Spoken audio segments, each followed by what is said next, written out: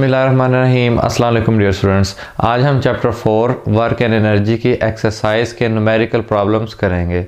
तो स्टार्ट करते हैं जी न्यूमेरिकल नंबर 4.1 से। इस न्यूमेरिकल की स्टेटमेंट आप स्क्रीन पर देख सकते हैं।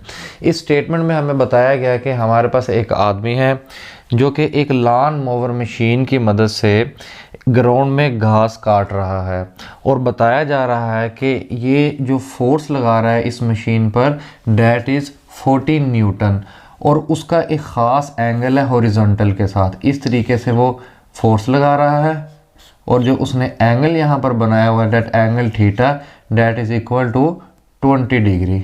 और यहाँ पर बताया जा रहा है कि तकरीबन वो 20 मीटर फासले पर मशीन को मूव करवा के एक लंबी सारी घास की पट्टी काटता है। तो यहाँ पर डिस्टेंस हमें 20 मीटर दिया गया है। फाइंड क्या करना है जी, टोटल वर्क फाइंड करनी है जो कि 20 मीटर फासले पर की गई है। तो हमें पता है वर्क के लिए हमारे पास तीन चीज़ें होनी चाहिए, एक फोर्स, दूसरा डिस्प्लेसमेंट और तीसरा angle between force and displacement. तो तीनों चीज़ें हमारे पास यहाँ पर अवेलेबल है। तो सिंपली हमारे पास जो वर्क का फार्मूला होता है work is equal to F dot D.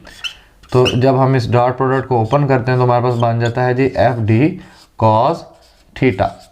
अब यहाँ पर हमारे पास जो फोर्स की वैल्यू है that is 14 newton multiply by the distance which is 20 metre और यहाँ पर कॉस हमारे पास 20 डिग्री।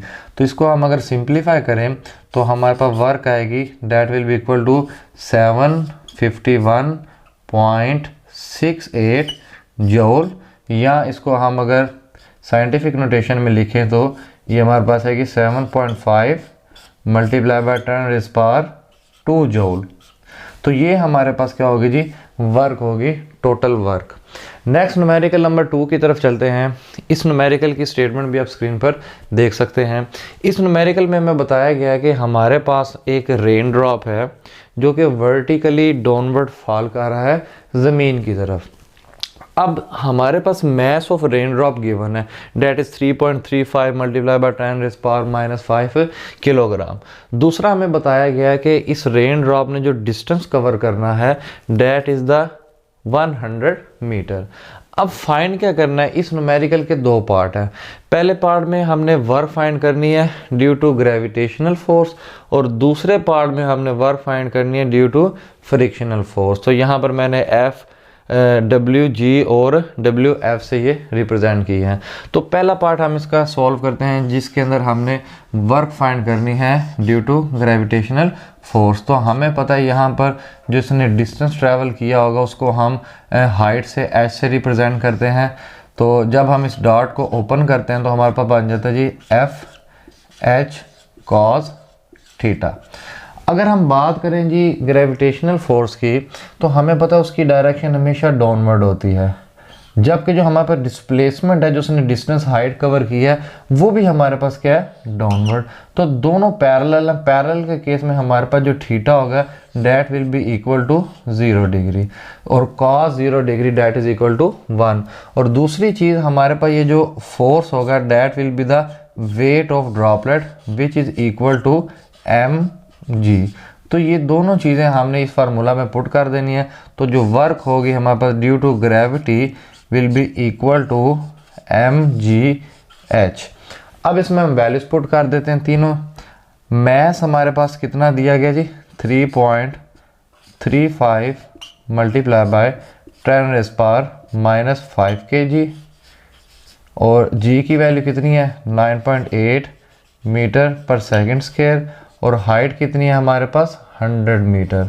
तो इसको अगर हम सिंप्लीफाई करें तो हमारे पास इसका आंसर क्या आएगा 0.0328 joule that is the work done due to the gravity. अब इसका जो दूसरा पार्ट है इसके अंदर भी हमने वर्क ही फाइंड करनी है, लेकिन इस दफ़ा हमने फ्रिक्शनल फोर्स की बात करनी है। अब हमें पता है जो फ्रिक्शनल फोर्स होता है वो हमेशा आपके मोशन से ऑपोजिट डायरेक्शन में एक्ट कर रहा होता है। तो जब ये ड्रॉपलेट नीचे को मूव किया तो जो एयर फ्रिक्शन थी वो किस तरफ लग रही होगी, ऊपर की तरफ को। तो फ्रिक्शनल फोर्स हमारे पास किस तरफ होगा, अपवर्ड डायरेक्शन में, जबकि जो डिस्प्लेसमेंट थी हमारे पास, जो हाइट थी जिसको हमने यहाँ पर डिस्प्लेसमेंट कहा वो नीचे को थी। तो दोनों एक दूसरे से एंटी पैरेलल हो गए कि हमारे पास जो फ्रिक्शनल फोर्स है वो ऊपर को और उसकी डिस्प्लेसमेंट नीचे को। तो यहाँ पर जो हमारे पास एंगल बन रहा होगा दोनों के दरमियान, that will be equal to 180 degree. तो हमारे पास फार्मूला क्या होगा जी, for frictional force F that is the frictional force dot H। यहाँ पर फ्रिक्शनल फोर्स के लिए मैंने स्मॉल f यूज़ किया। तो इसको ओपन करते हैं तो हमारे पास क्या बनेगा जी, FH cos थीटा। तो थीटा मैंने आपको बता दिया, थीटा की वैल्यू यहाँ पर कितनी होगी 180 डिग्री, और cos 180 डिग्री हमारे पास किसके इक्वल होता है, cos 180 degree is equal to -1। अच्छा, उसके अलावा हमारे पास यहाँ पर बताया गया न्यूमेरिकल के स्टेटमेंट में कि जो ड्रॉपलेट है वो कांस्टेंट वेलोसिटी से नीचे मूव कर रहा है। तो इससे हमें ये पता चलता है कि हमारे पास ये जो फ्रिक्शनल फोर्स होगा ना, that will be also equal to weight, जिसकी जगह हम क्या लिख सकते हैं, mg। तो फाइनली जो हमारे पास फार्मूला बनेगा for frictional force will be equal to WF is equal to mgh और साथ -1 बिकॉज ऑफ cos 180 डिग्री। तो आप देख सकते हैं दोनों केसेस में हमारे पास जो मैग्नीट्यूड है वो mgh के इक्वल आ रहा है। डिफरेंस क्या है कि ये आंसर पॉजिटिव आ रहा है और इस केस में हमारे पास आंसर क्या आएगा, नेगेटिव। तो इसमें भी वैल्यूज पुट करें, सिंप्लीफाई करें तो हमारे पास आंसर क्या आएगा जी, the answer will be -0.0328 joule. ठीक है, तो दोनों केसेस में हमारे पास आंसर का जो मैग्नीट्यूड होगा वो क्या होगा, सेम है, बस डिफरेंस किस चीज़ का आ रहा होगा कि यहाँ पर पॉजिटिव साइन और यहाँ पर क्या है जी, नेगेटिव साइन है। नेक्स्ट न्यूमेरिकल काफ़ी इंपॉर्टेंट न्यूमेरिकल है। इसके अंदर हमें बताया गया है कि हमारे पास ना एक टेबल है और उस टेबल पर ना हमने एक एक करके ना 10 ईंटों को जोड़ना है। 10 ब्रिक्स हैं हमारे पास, आप यहाँ पर देख सकते हैं ये 10 ब्रिक्स हैं, इनको मैं नंबरिंग कर देता हूँ 1 2 3 4 5 6 7 8 9 और 10। और हमें बताया गया कि हर ब्रिक का जो मैस है डेट इज़ 1.5 किलोग्राम, 1.5 किलोग्राम की एक ईंट है। और साथ ही साथ हमें बताया गया कि हर ईंट की जो मोटाई है वो क्या है, सेम है, जिसको हम यहाँ पर हाइट कह रहे हैं, that is equal to 6 centimetre. और इसको अगर हम मीटर में कन्वर्ट करें, 100 से डिवाइड करें, which will be equal to 0.06 metre. अच्छा, फिर उसके बाद हमें बताया गया जो टोटल 10 ब्रिक्स हैं, फाइंड क्या करना है हमने, were done to stack them one on the top of another, कि टोटल जब हमने इन 10 ईंटों को एक दूसरे के ऊपर जोड़ना है तो हमें कितनी वर्क रिक्वायर होगी। अब होता क्या है, यहाँ पर बेसिकली जब हम ईंटों को एक दूसरे के ऊपर रख रहे होते हैं तो हमें उनको पोटेंशियल एनर्जी प्रोवाइड करना पड़ रही होती है, और उसी पोटेंशियल एनर्जी को हम कहते हैं कि वो वर्क के इक्वल है। अब अगर हम फर्स्ट ईंट की बात करें, पहली ईंट की बात करें, तो वो तो हमने बिल्कुल उसकी सरफेस पर रखी है टेबल की, जिसको हमने रेफरेंस पॉइंट लिया है। और यहाँ पर हमें पता है इसकी पोटेंशियल एनर्जी क्या है, 0 है, हाइट 0 है। तो पहली ईंट के केस में जो हमारे पास वर्क होगी ना वो 0 के इक्वल होगी। और हम लिख सकते हैं कि जो टोटल वर्क है ना हमारे पास वो किसके इक्वल आएगी, पहली ईंट को रखने की वर्क प्लस दूसरी ईंट को रखने की वर्क, तीसरी ईंट की ये वर्क आ गई, चौथी की, पांचवी, छठी, इसी तरह चलाते जाएं इसको। अब हमें पता चल गया जी पहले जो वर्क होगी फर्स्ट केस में वो क्या होगी, 0, क्योंकि हमारे पास हाइट उस केस में क्या है, 0 है। लेकिन अगर हम देखें दूसरे केस में जो दूसरी ईंट है तो उसके लिए तो हाइट है, that height is actually the height of first brick. और फर्स्ट ब्रिक या किसी भी ब्रिक की जो हाइट है वो हमें पता है 0.06 मीटर के इक्वल है, जिसको हमने यहाँ पर h कहा होगा। ठीक है, तो हमारे पास फर्स्ट केस में वर्क क्या होगी, 0 होगी, या हम कह सकते हैं जी mgh हमारे पास क्या है, 0।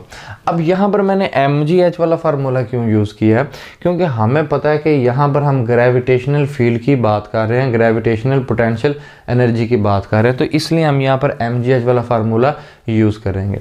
अच्छा, बहरहाल आगे चलते हैं। हमारे पास जो वर्क होगी W2 के केस में that is equal to mg h।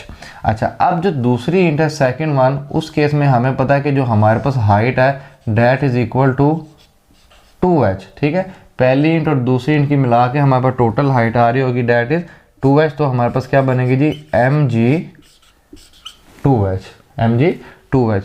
इसी तरह अब हम चलाते जाएंगे तो हमारे पास ये सीरीज़ बनती जाएगी जी mg3h plus mg4h plus mg5h plus mg6h plus mg7h plus mg8h।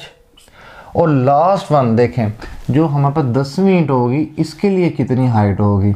यहाँ पे देखें h 2h 3h 4h 5 6 7 8 9। तो 10वीं इंट के लिए ये जो हमारे पास हाइट होगी that will be equal to 9h। ठीक है, तो फाइनल हमारे पास क्या होगी प्लस mg9h। ठीक है, तो हम यहाँ से देख सकते हैं, ये देखें 1 2 3 4 5 6 7 8 9 10। तो ये हमारे पास जी वर्क होगी 10 की 10 इंटों के लिए। इसको अब ज़रा हम सिंप्लीफाई करते हैं तो हमें नज़र आ रहा है कि mg हमारे पास क्या कॉमन है। तो हम यहाँ से mg को कॉमन ले लेते हैं, ये हमारे पास mg कॉमन आ गया। तो आगे हम लिख सकते हैं जी, इसी तरह अगर हम h देखें तो वो भी सबके पास आ रहा है। पहले केस में तो वैसे ही वर्क हमारे पास क्या हो गया है 0 हो गया।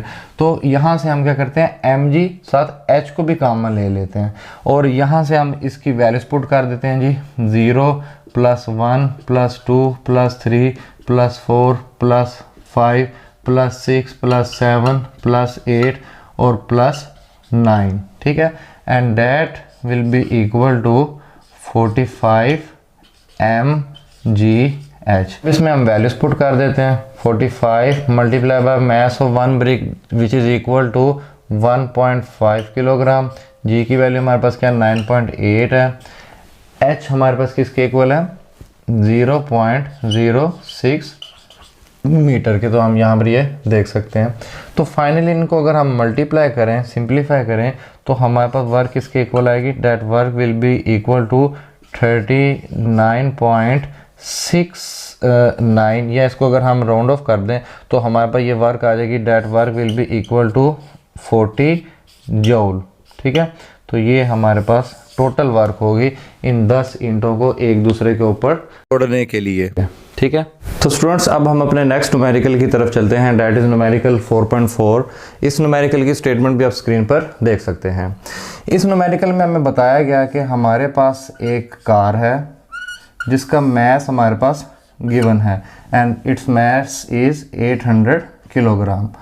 और हमें बताया गया कि ये कार इनिशियली मूव कर रही थी विद वेलोसिटी 54 किलोमीटर पर आवर, जिसको हम कन्वर्ट कर लेते हैं पहले जी ऐसे यूनिट मीटर पर सेकंड में। तो उसके लिए हम क्या करेंगे, सिंपली इस 54 को मल्टीप्लाई करेंगे 1000 से और डिवाइड कर देंगे 3600 से। तो हमारे पास आंसर क्या आएगा 15 मीटर पर सेकंड। और हमें बताया गया कि कार जो है ना 60 मीटर फासला तय करके रुक जाती है, मतलब कि हमने कार का स्विच ऑफ कर दिया है तो उसने 60 मीटर डिस्टेंस ट्रैवल करना है। और हमें पता है due to retarding forces, frictional forces, gravitational force उसने रुक जाना होता है। तो कितना फासला तय करके वो रुकेगी, that is the 60 metre distance. ठीक है, ये भी हमें डाटा में दिया गया। तो इसका मतलब फाइनल वेलोसिटी इसकी क्या होगी 0 होगी। अब फाइंड क्या करना है हमने, एवरेज रिटार्डिंग फोर्स, वो फोर्स जिसकी वजह से ये 60 मीटर डिस्टेंस ट्रैवल करके रुक जाती है। और दूसरी चीज़ what happen to the original kinetic energy, तो इस कार की ओरिजिनल काइनेटिक एनर्जी भी हमने बतानी है कि क्या होगी। तो सिंपली हम यहाँ पर यूज़ करेंगे जी work energy principle, from work energy principle. अब वर्क एनर्जी प्रिंसिपल हमारे पास क्या होता है, work is equal to change in kinetic energy of that car. अब वर्क हमारे पास किसके इक्वल होता है, that work is equal to F into D, और चेंज इन काइनेटिक एनर्जी हमारे पास क्या होगा half M V F square minus V I square. तो इसको ब्रैकेट में कर लेते हैं इस तरह से। अब इसमें हम वैल्यूज पुट करते हैं इस फार्मूला के अंदर। तो हमारे पास जो डिस्टेंस होगा डैट इज़ द 60 मीटर और ये हाफ कांस्टेंट। इसी तरह मैस हमारे पास कितना है जी कार का 800 किलोग्राम। और जो फाइनल वेलोसिटी हमें पता वो 0 हो जाएगी, जबकि जो इनिशियल वेलोसिटी है हमारे पास डैट इज़ 15 और उसका हमने क्या ले लेना यहाँ पर स्केयर। तो 15 का स्केयर हमारे पास क्या होगा जी 225। तो मज़ीद इसको कुछ सिंप्लीफाई करते हैं तो फाइनल हमारे पास जो यहाँ से 800 divided by 2 that will be equal to 400 और यहाँ से 0 माइनस 225। फाइनल हमारे पास आंसर क्या होगा, force will be equal to minus 1500 newton. तो माइनस का मतलब क्या है यहाँ पर कि हमारे पास रिटार्डिंग फोर्स है। और दूसरी चीज़ जो यहाँ पर हमसे पूछी गई है कि what happen to the original kinetic energy. हमें पता है कि कार ने फाइनली रुक जाना है, उसकी वेलोसिटी 0 हो जानी है। तो वेलोसिटी 0 होने की वजह से हमें पता है काइनेटिक एनर्जी भी क्या हो जाएगी 0 हो जाएगी। तो what happen to the original kinetic energy, the kinetic energy will become 0। Next numerical की स्टेटमेंट भी आप स्क्रीन पर देख सकते हैं, दैट इज न्यूमेरिकल नंबर 4.5। इसमें हमें बताया गया कि हमारे पास एक इंक्लाइन है जिसकी टॉप पर एक ऑटोमोबाइल खड़ी हुई है और उस कार का वजन हमें बताया गया दैट इज 1000 किलोग्राम। और इस इंक्लाइन की जो बुलंदी है ज़मीन से दैट इज 10 मीटर और इसकी जो लंबाई हमें बताई गई है length of incline that is 100 metre. और यहाँ पर हमें एक और चीज़ भी गिवन है, average retarding force. Average retarding force के जब कार ने नीचे को मूव करना है तो जो फ्रिक्शन होनी है या वो फोर्स जिन्होंने इसको रोकने की कोशिश करनी है वो हमारे पास कितना डेट इज़ 480 न्यूटन। फाइंड क्या करना है हमने इस न्यूमेरिकल में, final speed of the automobile at the bottom. नीचे पहुंचने पर इस कार की, इस ऑटोमोबाइल की हमने वेलोसिटी रफ्तार मालूम करनी है। तो उसके लिए हम ये रिलेशन यूज़ करेंगे that loss in potential energy is equal to gain in kinetic energy plus work done against friction. तो ये हमारे चैप्टर का लास्ट टॉपिक था जहाँ से हमने ये रिलेशन एक्सट्रैक्ट किया था। अब इसमें हम वैल्यूज पुट कर देते हैं। लॉस इन पोटेंशियल एनर्जी हमारे पास यहाँ पर क्या होगी mgh, gain in kinetic energy हमारे पास क्या होगी हाफ mv स्क्वायर और वर्क डन अगेंस्ट फ्रिक्शन के लिए हम यहाँ पर क्या लिख देंगे जी f।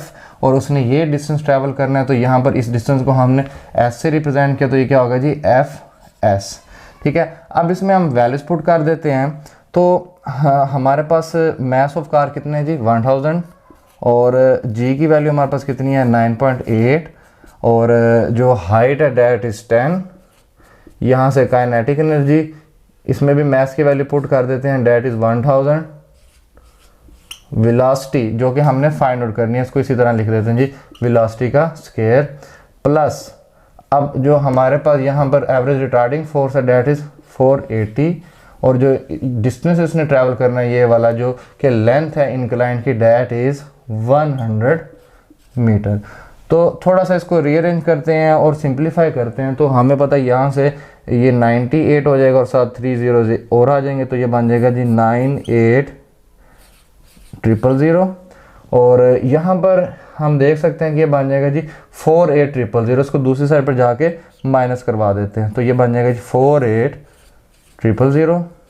जबकि यहाँ पर 1000 को 2 से डिवाइड करेंगे तो हमारे पास क्या बनेगा जी 500 स्क्वायर। अब यहाँ पर हमें पता 98,000 में से 48,000 निकालेंगे तो हमारे पास क्या बनेगा जी 50,000। तो ये आपके पास क्या आ गया जी 50,000 is equal to 500 v square. तो आप देख सकते हैं ये न्यूमेरिकल बगैर कैलकुलेटर की सॉल्व हो रहा है क्योंकि इसका जो डाटा है वो बहुत सिंपल हमारे पास ये देख रहे हैं जीरोस की फॉर्म में गिवन है। तो यहाँ से हमारे पास क्या बनेगा जी V square will be equal to 50,000 divided by 500। तो यहाँ से हमारे पास ये जो 2 0 यहाँ से कैंसिल आउट हो जाएंगे और हमारे पास 5 1s और ये क्या बनेगा जी 100 और।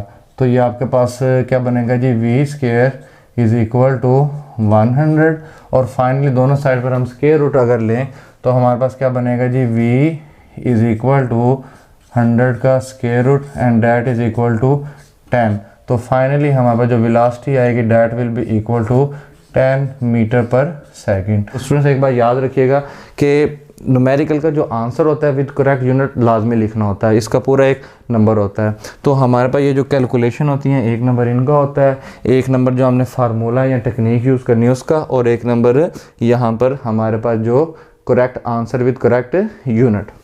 अच्छा जी, लास्ट न्यूमेरिकल जो भी आपको स्क्रीन पर नज़र आ रहा है डैट इज़ 4.6, जिसकी स्टेटमेंट भी आप स्क्रीन पर देख सकते हैं। इस न्यूमेरिकल में हमें बताया गया कि हमारे पास एक वाटर टैंक है जो कि एक वाटर रिजर्वायर से 10 मीटर हाइट पर है, और वो जो वाटर हमने उस टैंक के अंदर फिल करना है वो भी हमें बताया गया that is the 100 metre cube. ठीक है, अब यहाँ पर ये नहीं बताया गया that is the volume of water, यहाँ पर हमें वाटर की वैल्यू दी गई है 100 मीटर क्यूब। तो हमने यूनिट से अंदाज़ा लगा लेना है कि ये हमारे पास क्या है जी, वॉल्यूम ऑफ वाटर है। अच्छा जी, नेक्स्ट ये height of tank that is 10 metre जो कि आपको मैंने बताई। टाइम टेकन, अब यहाँ पर एक पंप है, उसने पानी को यहाँ से वाटर रिजर्वायर से टैंक तक डिलीवर करना है, और वो बता रहा है कि जी 20 मिनट में 100 मीटर की वाटर वो डिलीवर कर देता है। 20 मिनट को अगर हम सेकंड में कन्वर्ट करें, 20 को 60 से मल्टीप्लाई करें, that will be equal to 1200 second.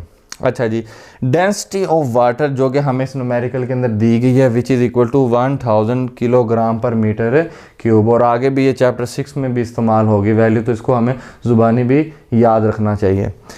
Find क्या चीज़ करनी है हमने, इंक्रीज़ इन पोटेंशियल एनर्जी। ज़ाहिर है अब जब पानी ज़मीन से ऊपर जाता जाएगा इसकी हाइट में इजाफा होता जाएगा तो इसकी पोटेंशियल एनर्जी में इजाफा होता जाएगा। तो वो जो इंक्रीज़ इन पोटेंशियल एनर्जी जो कि बराबर होती है mgh के, वो हमने फाइंड करनी है। Secondly power delivered by the pump, उस वाटर पंप ने कितनी पावर डिलीवर करनी है इस पूरे प्रोसेस के अंदर। तो स्टार्ट करते हैं जी पहले पार्ट से, इंक्रीज इन पोटेंशियल एनर्जी जो कि बराबर है किसके, mgh के। अब यहाँ पे हमारे पास h गिवन है, g की वैल्यू में पता है 9.8 है, लेकिन जो मैस है हमारे पास ये फ़िलहाल मिसिंग है। तो मैस मालूम करने के लिए हमारे पास पानी की डेंसिटी और वॉल्यूम दोनों चीज़ें गिवन है। हमने ये पढ़ा हुआ है फार्मूला कि हमारे पास जो मैस होता है that is equal to density multiply by volume.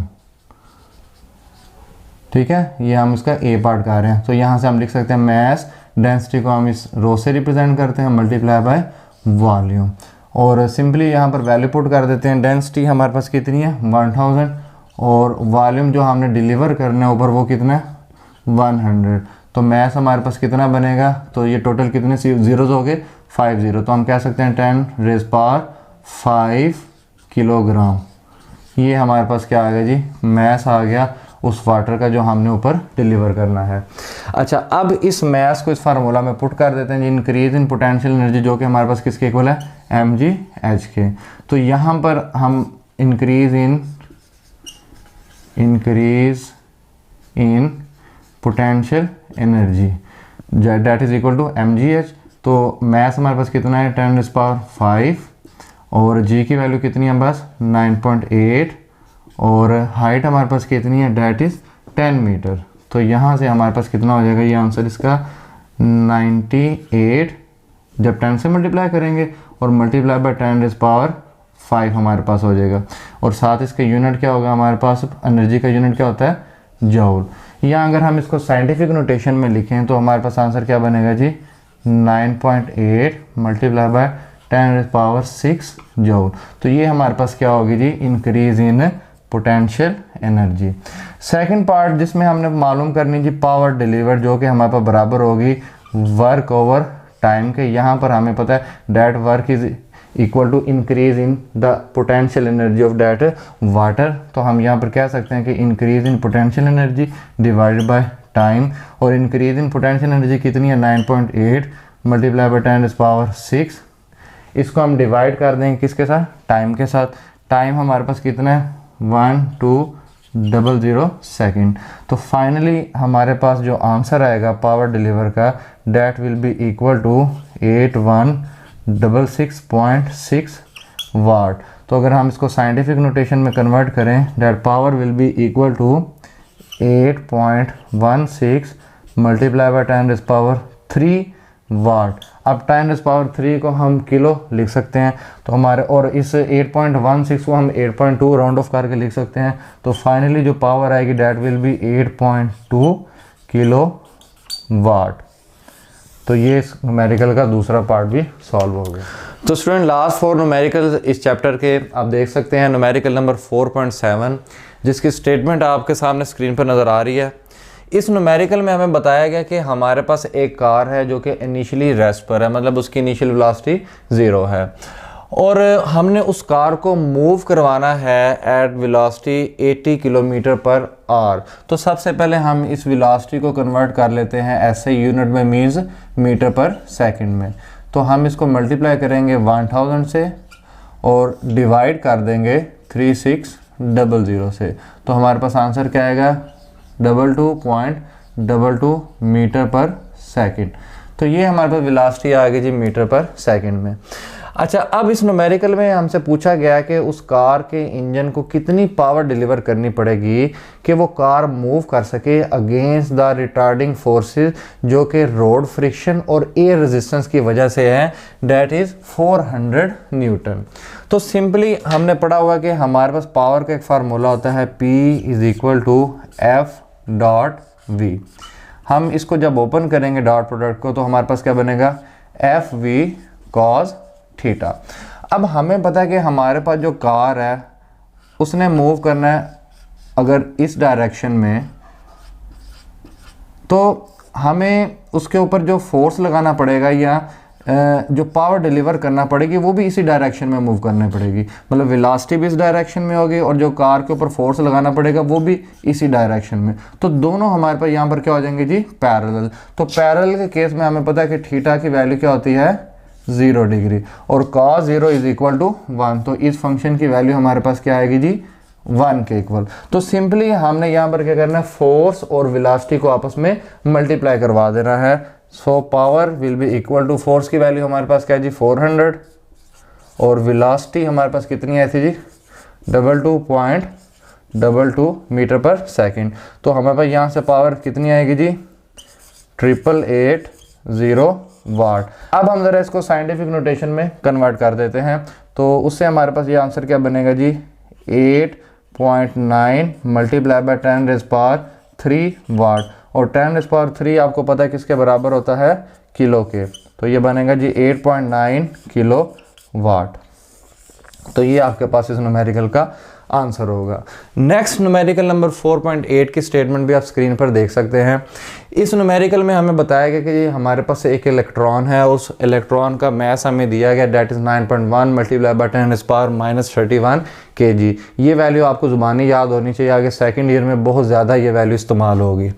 हमें बताया गया कि इनिशियली वो जो इलेक्ट्रॉन है ना रेस्ट पर है, इस तरह से ना इलेक्ट्रॉन रेस्ट पर है, तो इनिशियल वेलोसिटी उसकी कितनी है जी 0 है। हमने इस इलेक्ट्रॉन को क्या करवाना है, मूव करवाना है, तो ज़ाहिर है हमें इसके ऊपर फोर्स लगाना पड़ेगा। तो वो फोर्स हमने फाइंड करना है, लेकिन हमें बताया गया कि हमने इसको फाइनल किस वेलोसिटी से मूव करवाना है, that is 2 multiply by 10⁻⁷ metre पर सेकंड।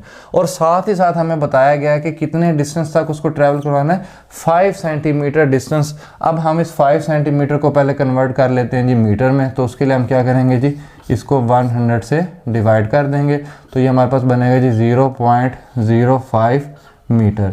तो 0.05 मीटर डिस्टेंस तक कितनी वेलोसिटी हमने उसकी करनी है, 2 मल्टीप्लाई बाय 10⁻⁷ मीटर पर सेकंड। तो उसके लिए हम क्या करेंगे जी, यहाँ पर वर्क एनर्जी प्रिंसिपल यूज करेंगे। सो फ्रॉम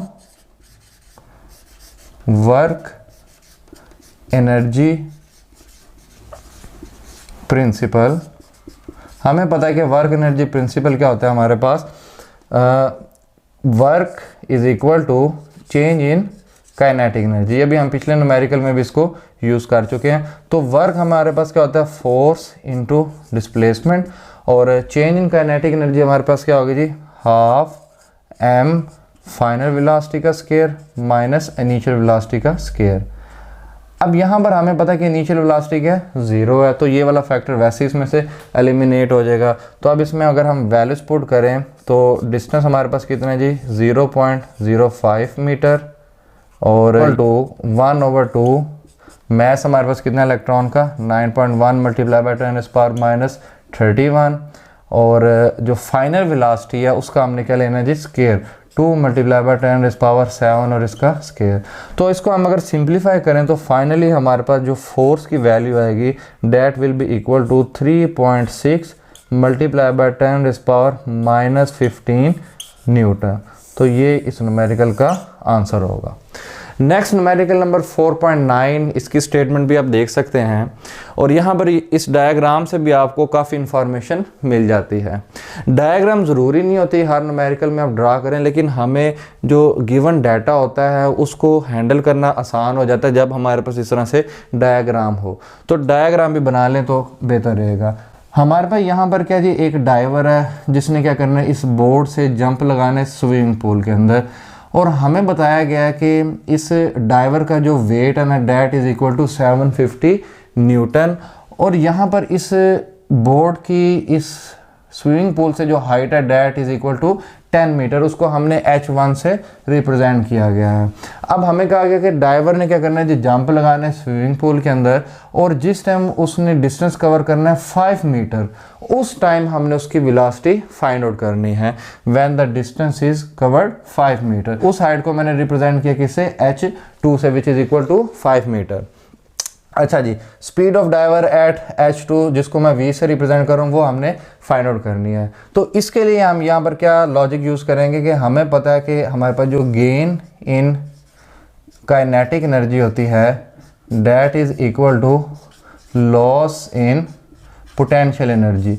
ये कब पॉसिबल होता है, जिस टाइम हमने एयर फ्रिक्शन को, एयर रेजिस्टेंस को इग्नोर किया हो। तो इस न्यूमेरिकल की आप स्टेटमेंट में देख सकते हैं हमें ये बात बताई गई है कि हमने यहाँ पर एयर फ्रिक्शन को निगलेक्ट करना है। तो टोटली आपके पास जितनी पोटेंशियल एनर्जी लॉस होगी वो काइनेटिक एनर्जी में कन्वर्ट होती जाएगी। तो हमारे पास काइनेटिक एनर्जी क्या होती है, हाफ mv स्क्वायर, जबकि लॉस इन पोटेंशियल एनर्जी हमारे पास क्या होगी, mg h1 माइनस h2। अब यहाँ पर अगर हम वैल्यूज पुट करें और देखते हैं तो हमारे पास मैथ से कैंसिल हो जाएगा दोनों साइड से। तो half v square is equal to g h1 minus h2। तो हमारे पास फार्मूला क्या बनेगा जी, 2g h1 माइनस h2 और इसका स्क्वायर रूट। ये फार्मूला है हमारे पास। इसमें अब हम वैल्यूज पुट कर लेते हैं तो हमारे पास यहाँ पर क्या बनेगा जी, 2 multiply bye 9.8 multiply bye h1 minus h2। तो h1 कितनी है 10, h2 कितनी है 5, तो 10 में से 5 अगर हम माइनस कर दे तो हमारे पास क्या बचेगा जी 5। तो यहाँ पर क्या आ जाएगा 5। तो फाइनली आपके पास जो आंसर आएगा वेलोसिटी का, that velocity will be 19.9 metre पर सेकेंड। तो ये हमारे पास इस न्यूमेरिकल का आंसर होगा। लास्ट न्यूमेरिकल इस चैप्टर का, दैट इज़ न्यूमेरिकल नंबर 4.10। इस न्यूमेरिकल की स्टेटमेंट और इस डायग्राम से आपको नज़र आ रहा है कि हमारे पास यहाँ पर एक लड़का है जी, वो एक स्लाइड के टॉप पर बैठा हुआ है और उस स्लाइड की जो टॉप है, जहाँ हाइट है, वो ज़मीन से हम देख सकते हैं कितनी बुलंदी पर है, डैट इज़ 4 मीटर। तो हाइट हमारे पास गिवन है that is equal to 4 metre और हमें बताया गया कि इनिशियली ये रेस्ट पर है। तो इनिशियल वेलोसिटी हमारे पास क्या है जी, 0 है। इस क्वेश्चन के अंदर दो चीज़ें हमसे पूछी गई हैं। पहली चीज़, speed at bottom if slide is frictionless. हमने बतानी है जी स्टूडेंट की, या ये जो बच्चा बैठा हुआ है इसकी नीचे पहुंचने पर रफ्तार क्या होगी, फाइनल वेलोसिटी हमने बतानी है अगर हमने क्या जी इस स्लाइड को फ्रिक्शनलेस कंसीडर किया हुआ है, देयर इज़ नो फ्रिक्शन। दूसरे पार्ट के अंदर फ्रिक्शन होगी और हमसे पूछा जाएगा कि what is the loss in energy, और उसने उसकी वेलोसिटी भी दी हुई है डैट इज़ 6 मीटर पर सेकंड। अगर नीचे पहुंचने पर वेलोसिटी कितनी हो जाए 6 मीटर पर सेकंड, तो उसकी कितनी एनर्जी के अंदर परसेंटेज लॉस हुआ है। तो पहले पार्ट को हम सॉल्व करते हैं, उसके लिए हम यही फार्मूला जो लास्ट हमने न्यूमेरिकल के अंदर डिराइव किया था, इसी फार्मूला को हम डायरेक्ट यूज़ कर सकते हैं। तो बजाय इसके कि ये वाले सारे स्टेप मैं करूं, तो डायरेक्ट मैं जो है ना ये इस फार्मूले को यहाँ पर लिख देता हूँ। आप अगर ये अकेला न्यूमेरिकल आता है तो ये वाले स्टेप भी कर दें तो बेहतर होगा। तो हमारे पास यहाँ से वेलोसिटी किसके इक्वल आएगी, v is equal to 2g। अब यहाँ पर जो हाइट डिफरेंस है, यहाँ तो हमें पता था कि 10 - 5 किया तो 5 आ गया हमारे पास, जबकि यहाँ पर हमारे पास टोटल हाइट कितनी है 4 और नीचे हाइट कितनी है 0, तो 4 - 0 करेंगे तो हमारे पास क्या आएगा जी 4 आ जाएगा। तो डायरेक्ट हमें पता है कि ये h के इक्वल है, तो यहाँ पर हम क्या पुट कर देते हैं, h पुट कर देते हैं। तो सिंपली हमने क्या करना है, यहाँ पर अब वैल्यूज पुट कर देनी है। तो हमारे पास ये क्या होगा जी 2 × 9.8 और हाइट हमारे पास कितनी है, डेट इज इक्वल टू 4। तो यहाँ से हमारे पास वेलोसिटी कितनी बनेगी जी 78.4, और मज़ीद इसको सिंप्लीफाई करें, इसका स्क्वायर रूट लें तो हमारे पास बनेगा जी 8.8 मीटर पर सेकेंड। तो ये हमने इसका पहला पार्ट सॉल्व कर लिया, जिसके अंदर हमने इसकी वेलोसिटी फाइंड आउट करनी थी, डेट इज़ 8.8 मीटर पर सेकेंड। अब दूसरे पार्ट के अंदर हमने परसेंटेज लॉस फाइंड करना है उसकी टोटल एनर्जी में, और उसमें हमें उसने फाइनल वेलोसिटी दी है, डेट इज़ 6 मीटर पर सेकेंड। अच्छा, अगर हम देखें तो पहले पार्ट के अंदर हमारे पास वेलोसिटी है 8.8 जब हमने फ्रिक्शन को इग्नोर किया हुआ था, लेकिन जैसे ही हमने फ्रिक्शन को कंसीडर किया तो हमारी वेलोसिटी 6 होगी। तो पहले 8.8 और बाद में कितनी होगी 6 होगी। इसका मतलब कि वेलोसिटी कम हुई है, एनर्जी का लॉस हुआ है। तो उसके लिए हम क्या करते हैं, पहले हम देखते हैं कि हमारे पास एनर्जी का कितना लॉस हुआ है, फिर उसके हम परसेंटेज भी निकालेंगे। कैसे, टोटल एनर्जी से डिवाइड करके और 100 से मल्टीप्लाई करके। तो हमारे पास यहाँ पर जो टॉप पर जिस टाइम स्टूडेंट था तो उसके पास कौन सी एनर्जी थी, that was the potential energy. तो हम बी पार्ट अब सॉल्व करने लगे हैं। हमारे पास जो पोटेंशियल एनर्जी थी एट टॉप, तो पोटेंशियल एनर्जी एट टॉप हमारे पास किसके इक्वल आएगी, mgh के। यहाँ से हमें अब उसका मैथ तो नहीं गिवन, लेकिन हमें g और h की वैल्यू पता है, तो वो अगर हम यहाँ पर पुट करें तो हमारे पास आंसर आएगा जी 39.2 m। तो ये हमारे पास क्या आ गया जी पोटेंशियल एनर्जी एट टॉप। तो जैसे स्टूडेंट स्लाइड होता हुआ यहाँ पर नीचे आएगा तो नीचे पहुँचने पर जो उसकी काइनेटिक एनर्जी होगी, काइनेटिक एनर्जी एट बॉटम, वो हमारे पास किस तरह से निकलेगी, that will be equal to half mv²। अब यहाँ पर जो वेलोसिटी हमने पुट करनी है ना, जिसको मैंने प्राइम से रिप्रेजेंट किया, डेट इज 6 मीटर पर सेकेंड, उसकी हमने यहाँ पर वैल्यू पुट कर देनी है। तो हमारे पास इसका आंसर क्या आएगा 18 m, और वेलोसिटी का हमने यहाँ पर स्क्वायर भी लेना है, जो कि हमारे पास 36 के इक्वल आएगा, और 36 को जब हम 2 से तकसीम करेंगे तो हमारे पास आंसर क्या आएगा 18 m। तो हमने देख लिया टॉप पर हमारे पास पोटेंशियल एनर्जी है टोटल, डेट इज 39.2 m, और नीचे पहुंचने पर kinetic energy that is equal to 18 m। तो हम देख सकते हैं ये दोनों एनर्जीज बराबर नहीं है, there is a loss in energy. तो वो हम किस तरह फाइंड करेंगे जी, लॉस इन एनर्जी। उसके लिए हम सिंपली क्या करेंगे, जो हमारे पास पोटेंशियल एनर्जी थी टॉप पर, उसमें से हम इस काइनेटिक एनर्जी को माइनस कर देंगे। तो हम क्या करेंगे जी 39.2 माइनस 18, तो हमारे पास आंसर क्या आएगा जी 21.2 m। ठीक है ना, ये इसके साथ m भी है, 39.2 m माइनस 18 m, तो आंसर क्या आएगा 21.2 m। अच्छा, ये तो हमारे पास आ गई जी लॉस इन एनर्जी। तो टोटल एनर्जी टॉप पर कितनी थी 39.2 m, और जो लॉस इन एनर्जी हमारे पास कितनी है 21.2 m। तो यहाँ से हम परसेंटेज भी निकाल सकते हैं, परसेंटेज लॉस इन एनर्जी। तो परसेंटेज लॉस इन एनर्जी हमारे पास कैसे निकलेगी, जो एनर्जी के अंदर लॉस हुआ है, loss in energy divided by total energy, divided by total energy multiply by 100। तो यहाँ पर हम वैल्यूज पुट कर देते हैं। तो लॉस इन एनर्जी हमारे पास कितनी है 21.2 m, और टोटल एनर्जी हमारे पास जो कि पोटेंशियल एनर्जी थी टॉप पर, that is 39.2 m multiply by 100। तो यहाँ से m से क्या हो जाएगा, कैंसिल आउट हो जाएगा। इसको सिंप्लीफाई करें तो आंसर हमारे पास कितना आएगा जी 54%। तो 54% हमारे पास एनर्जी में क्या हो गया, लॉस हो गया, जिस टाइम हम यहाँ पर इस स्लाइड की फ्रिक्शन को कंसीडर करेंगे। तो स्टूडेंट, इन तमाम न्यूमेरिकल्स की PDF फाइल का मैंने लिंक डिस्क्रिप्शन में दे दिया है, वहाँ से आप इसको डाउनलोड करें और प्रैक्टिस करें। मिलते हैं नेक्स्ट लेक्चर में। अल्लाह हाफिज़।